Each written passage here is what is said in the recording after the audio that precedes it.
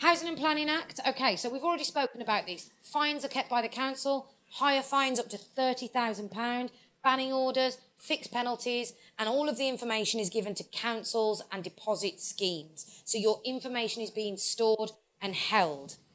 One of the things that the Housing and Planning Act is trying to bring in, and I welcome with open arms, is electrical safety obligations to make it a legal requirement.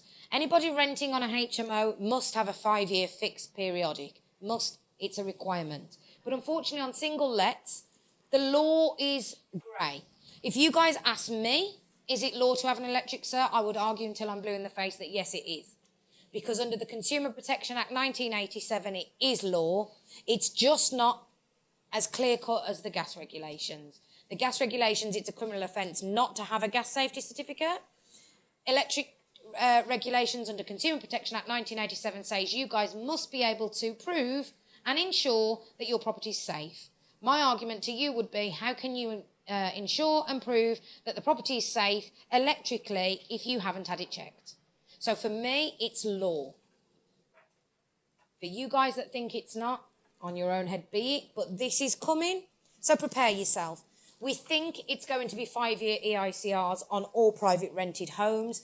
There's discussion about creating a special product for the private rented market, maybe a 3-year EICR, because 5 years is a long time. You could potentially have 10 tenants on a 6-monthly rotation, and tenants can mess with the electrics and do things to damage you.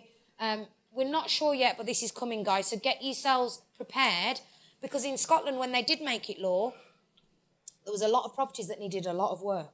And actually, it sent some of the landlords out of the market because the cost was just too high to do the repairs to current regulations. So we're hoping that that is coming soon, and it won't be the same fiasco of the Smoke Alarm Act, where they said every rented property in the UK needs to have a smoke alarm on each floor, but there just wasn't enough smoke alarms in the country to facilitate that.